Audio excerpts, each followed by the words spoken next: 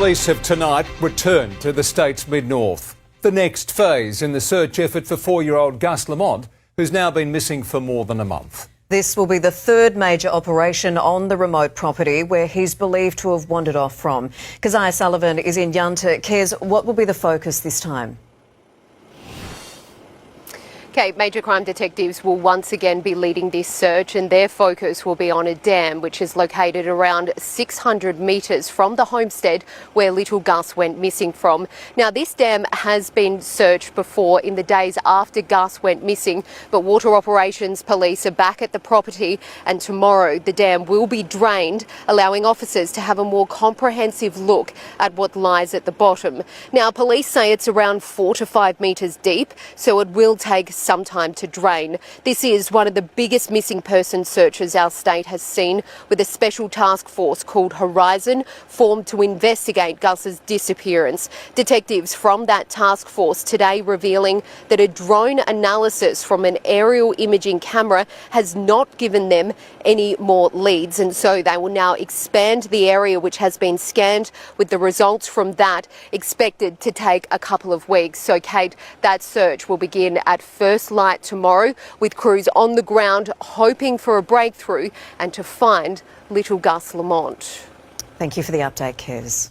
In early November 2025, investigators in South Australia completed an unprecedented operation, draining over 850,000 gallons of water from a remote dam. The search was part of one of the largest missing child investigations in Australian history, a case that has baffled authorities and defied conventional search and rescue protocols. Gus Lamont, known as Gus, was 4 years old when he disappeared on September 27, 2025. The child vanished from Oak Park Station, a 148,000-acre sheep ranch located approximately 186 miles northeast of Adelaide, in South Australia's mid-north region. The property sits 25 miles from the nearest highway, in terrain described by authorities as harsh and unforgiving. Within hours of his disappearance, a massive multi-agency search operation was launched.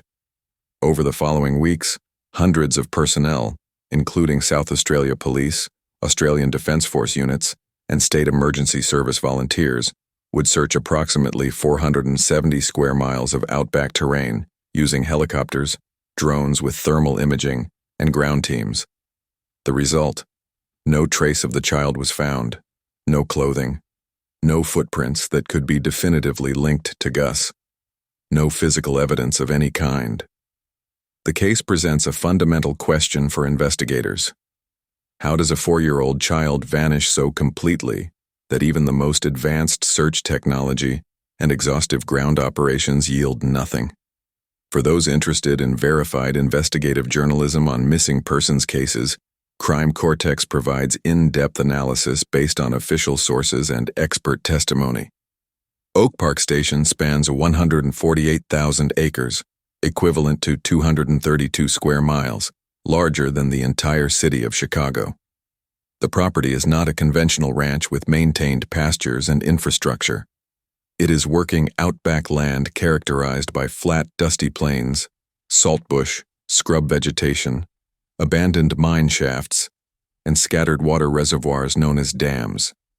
Temperatures fluctuate dramatically between scorching days and freezing nights. The Lamont Murray family has operated Oak Park Station for multiple generations. The property's extreme isolation means there are few potential witnesses to external events. Local residents familiar with the area have stated that even experienced individuals can become disoriented on the property. On September 27, 2025, this remote location became the center of a case that continues to challenge investigators' understanding of missing child scenarios. The Lamont Murray family structure is multi-generational. Jessica Murray, Gus's mother, was raised on Oak Park Station. After attending university, she returned to assist with the property's operations. Joshua Lamont, Gus's father, resides approximately 2 hours away in Bellelay North, where he works various jobs. Sources indicate the couple maintained what has been described as a commuter relationship. Reports suggest some tension existed regarding the children's upbringing on the isolated property. However, South Australia Police have consistently stated that all family members have been fully cooperative with the investigation. No family member is considered a suspect, and authorities have found no evidence suggesting foul play. On September 27th, Gus was under the care of his maternal grandmother, Shannon Murray. Shannon inherited Oak Park Station from her parents and is described as experienced in property management and machinery operation. She is married to Josie Murray, Gus's grandparent. Josie, formerly known as Robert Murray, transitioned later in life. Together, they manage the station's operations. Life on a remote sheep station involves physically demanding work and significant isolation. The nearest neighbor may be miles away. Access to services and emergency response is limited by distance and terrain. For the family, this environment represented their livelihood and heritage. For Gus, it was simply home. Family acquaintances have described Gus as shy but curious, with a tendency to explore his surroundings under supervision. On the property, he frequently played on a dirt mound located near the homestead. The family conducted standard ranch operations throughout the day.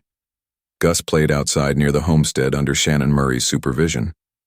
Weather conditions were typical for late September in the region.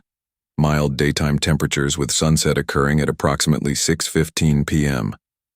At approximately 5:00 p.m., Shannon Murray observed Gus playing on the dirt mound outside the residence. The child appeared content and engaged in normal play behavior.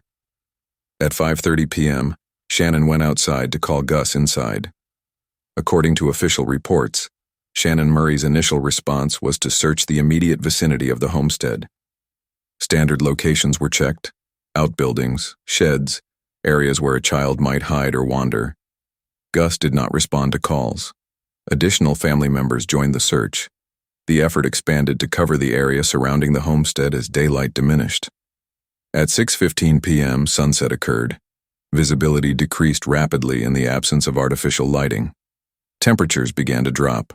September nights in the region can reach the low 40s Fahrenheit, presenting hypothermia risk for an inadequately dressed child. The family search continued for 3 hours. Flashlights were used to scan the property. Voices calling for Gus echoed across the landscape. The search focused on areas within reasonable walking distance of the homestead, operating under the assumption that a 4-year-old could not have traveled far. At 8:30 p.m., 3.5 hours after Gus was last seen, the family contacted the police. Gus Lamont was officially reported as a missing child. By dawn on September 28th, a major search operation was underway. The response involved multiple agencies and significant resource allocation. South Australia Police, SAPOL, coordinated the operation. The State Emergency Service, SES, deployed trained search and rescue volunteers. The Australian Defence Force contributed up to 82 personnel at the operation's peak. Ground personnel included an average of 30 SES volunteers daily, SAPOL officers, and Aboriginal trackers with specialized tracking skills.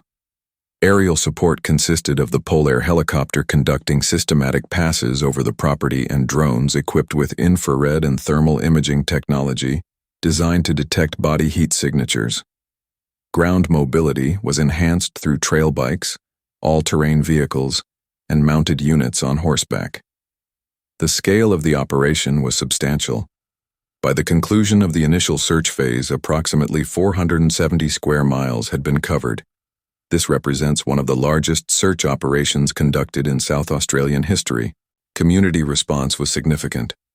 Local farmers with knowledge of the terrain volunteered. Businesses from nearby towns provided logistical support, including food and water for search personnel. Former SES members returned to assist.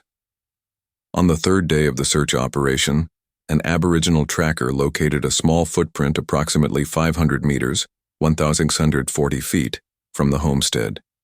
The footprint was examined and measured. Analysis attempted to determine if it matched Gus's shoe size and could be definitively attributed to him. The conclusion was inconclusive. Ground conditions and degradation of the print prevented certain identification. The footprint could have been Gus's, or it could have been left by another child who had been on the property at an earlier time. This footprint represents the only potential physical evidence ever located in the case. The search operation continued through the first week of October. Systematic grid patterns were flown by drones equipped with thermal imaging, scanning for heat signatures that might indicate a living or deceased child. Helicopter observers maintained visual surveillance of the terrain. Police divers conducted underwater searches of dams on the property. No evidence was located. No articles of clothing were found. No additional footprints could be attributed to Gus. No disturbance of vegetation suggested a child's passage. No personal items were discovered. On October 7th, 10 days after the disappearance, South Australia Police announced a change in operational status. Medical experts and survival specialists had been consulted regarding the probability of survival. The consensus assessment was that a 4-year-old child, without access to water or shelter, exposed to fluctuating temperatures in the outback environment, would have an extremely low probability of survival beyond the initial days. The operation transitioned from rescue to recovery. The case was transferred to SAPOL's Missing Persons Investigation Section. The large-scale physical search was scaled back. Visual, news headlines, search for Gus scaled back. However, investigative efforts continued through analytical means. Dr. Nina Severston, a human physiology expert, was consulted to provide scientific analysis regarding a critical question. What distance could a 4-year-old child realistically travel in outback conditions? Dr. Severston's analysis indicated that a child of Gus's age, motivated by fear or the instinct to locate family members, could potentially travel between 2 and 5 miles over a 3-day period. Fear response can drive continued movement in unpredictable directions rather than stationary behavior. She noted that cold nighttime temperatures might prevent a phenomenon known as paradoxical undressing, which can occur in hypothermia cases. This meant the absence of discarded clothing in the search area could not be interpreted as definitive evidence. However, Dr. Severston emphasized that without access to water, even environmental sources such as dew, survival beyond 3 days would be physiologically improbable for a child of that age. This analysis provided justification for expanding the search perimeter beyond initial assumptions about travel distance. On October 13th, South Australia Police announced the formation of Task Force Horizon. Task Force Horizon is a specialized 12-member investigative team dedicated exclusively to the Gus Lamont case. The task force's mandate includes comprehensive analysis of all data collected during search operations, thousands of hours of drone footage, aerial imagery, and witness statements, and coordination of ongoing investigative activities.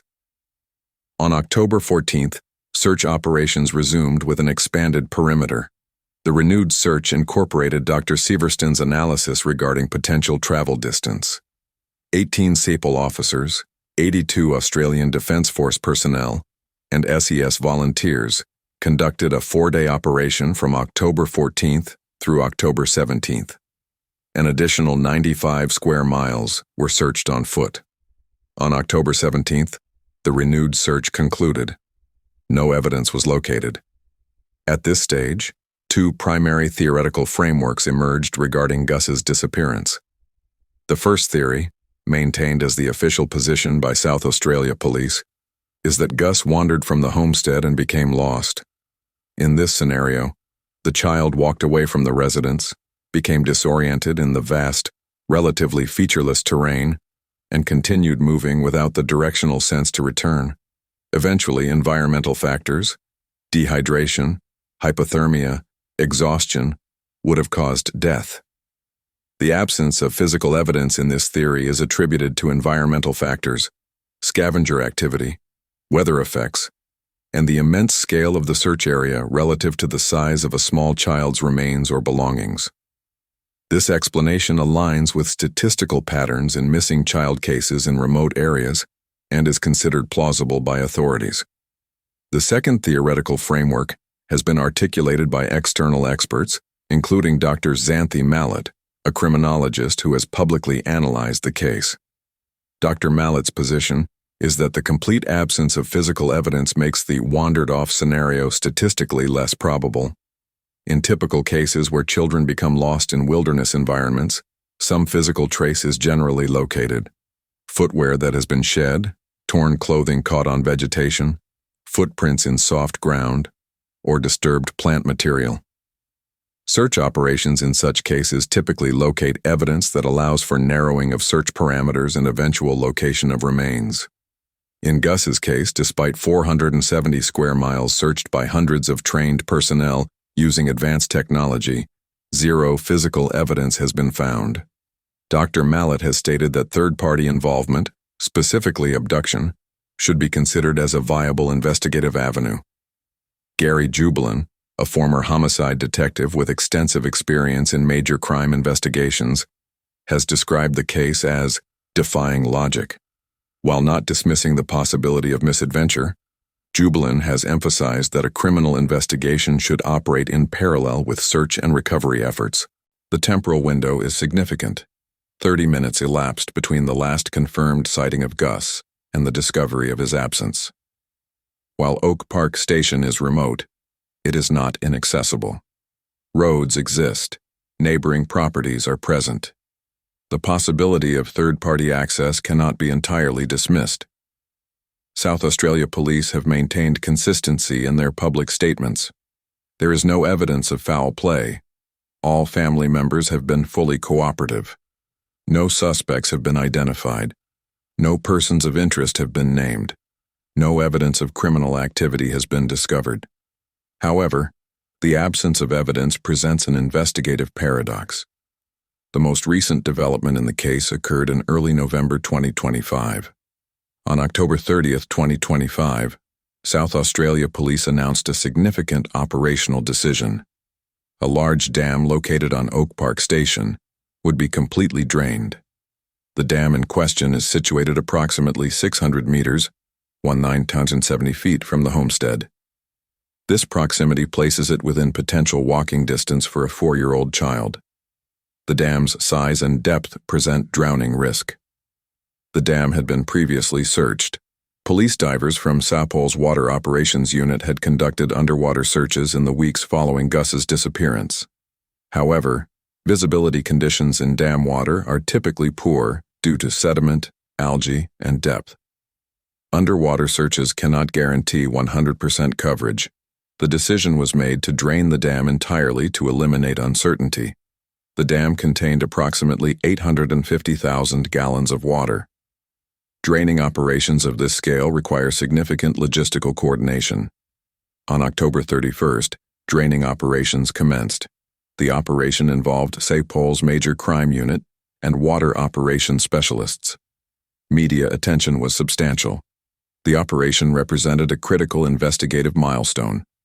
For the Lamont Murray family, the draining represented both potential closure and continued uncertainty. If Gus's remains were located in the dam, the family would have definitive answers and the ability to conduct burial. If the dam proved empty, the mystery would persist. On November 1st, 2025, the dam was fully drained. The exposed dam bed was systematically searched by police personnel. Every section of the muddy bottom was examined. All debris was investigated. Gus Lamont was not in the dam. The significance of this finding is dual-natured. The dam theory, one of the most logical explanations for the disappearance given proximity and risk factors, was definitively eliminated. However, no alternative leads emerged from the operation. For investigators, the elimination of the dam theory returned the case to an open field of possibilities. For the family, it represented another instance of hope followed by disappointment. For the public, it confirmed the unprecedented nature of the case. If Gus did not enter the dam, and 565 square miles of terrain have been searched without locating physical evidence, the question of his location remains unanswered. The emotional impact on the Lamont Murray family has been described by those familiar with the situation as severe. Terms used include devastated, traumatized, and struggling to maintain hope. A public campaign titled "Leave a Light On for Gus" emerged across Australia.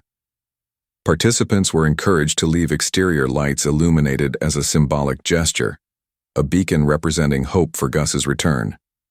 The campaign demonstrated widespread public emotional investment in the case. However, public attention also brought negative consequences. As the case gained national and international media coverage, a significant volume of misinformation began circulating on social media platforms. One particularly damaging piece of misinformation was an AI-generated image that circulated widely on Facebook and other platforms. The image purported to show a child, identified as Gus, being forced into a vehicle by an adult male. The image was accompanied by a fabricated eyewitness account claiming the abduction had been observed. The image was entirely artificial, created using AI image generation technology. No such incident occurred. No such witness exists. Before law enforcement and fact-checking organizations could effectively debunk the image, it had been shared thousands of times. The false information generated additional unfounded theories and diverted public attention from verified information. Social media platforms, particularly Facebook and TikTok, became venues for extensive speculation. Theories ranged from unfounded accusations against family members, despite repeated police statements confirming family cooperation and absence of suspicion, to claims that Gus was concealed somewhere on the property, to elaborate abduction scenarios lacking any evidentiary basis. South Australia Police issued multiple public statements requesting that the public rely exclusively on official sources for case information. Authorities specifically requested that individuals cease contacting police with opinions and theories, not based on factual evidence. Each unsubstantiated lead requires investigative resources to assess and dismiss, diverting attention from legitimate investigative activities. Beyond resource implications, the speculation has caused additional trauma to the family. The experience of having strangers publicly accuse family members of involvement in a child's disappearance, while simultaneously grieving that disappearance, compounds existing psychological distress. On October 30th, the same day the dam draining was announced, an incident occurred that highlighted the pressure on the family. A reporter from a media organization entered Oak Park Station property without authorization. The property is private land. No permission had been granted for media access. Josie Murray confronted the reporter. During this confrontation, Josie brandished a pump-action shotgun. South Australia Police publicly condemned the media organization's actions. Authorities emphasized that the family retained full rights to privacy, particularly during a period of extreme trauma. Entering private property without permission, especially in rural areas, where firearms are commonly maintained for pest control and livestock protection, was characterized as reckless and invasive. No charges were filed against Josie Murray. The media organization received public criticism. The incident underscored the intense pressure the family has experienced, not only from the disappearance itself, but from the public attention that followed. As of November 2025, the status of the Gus Lamont case is as follows. The investigation remains active and open. Task Force Horizon continues analytical work, reviewing collected data, examining drone footage, and pursuing any potential investigative leads. The operational status is officially a recovery operation. South Australia Police have stated that the search for Gus will not be abandoned. The official position maintained by SAPOL has not changed. No evidence of foul play has been identified. The Lamont Murray family continues to cooperate fully with investigators. A victim contact officer remains assigned to provide family support. Future physical searches of Oak Park Station remain possible if new intelligence or information emerges that would justify renewed operations. The case presents several unresolved questions. How did Gus disappear within a 30-minute window? Why has zero physical evidence been located despite one of the most intensive searches in Australian history? 565 square miles examined by hundreds of trained personnel using advanced technology. Is it physically possible for a 4-year-old child to disappear so completely? What occurred during the 30-minute period between 5 p.m. and 5:30 p.m. on September 27, 2025? Dr. Xanthi Mallet has stated, "The absence of evidence is evidence itself." Gary Jubilin has stated, "This case defies every pattern we know." South Australia Police have stated, "We will never give up hope of finding Gus." The Lamont-Murray family has requested privacy and an end to unfounded speculation. They have requested compassion from the public. The local community, distinct from online speculation, has maintained support for the family. The Leave a Light On for Gus campaign continues. Local residents maintain awareness of the case. Gus is not merely a media headline, but a child who was loved by his family. This case illustrates challenges inherent in remote search operations. It raises questions regarding investigative protocols for missing children in isolated environments. It demonstrates the difficulty of achieving closure when physical evidence is absent. For continued coverage of missing persons cases requiring public attention, subscription to Crime Cortex is recommended. The Gus Lamont case remains unresolved. Until physical evidence is located or definitive information emerges, the investigation will continue. The family awaits answers. This has been Crime Cortex. Further case coverage will be provided as developments occur.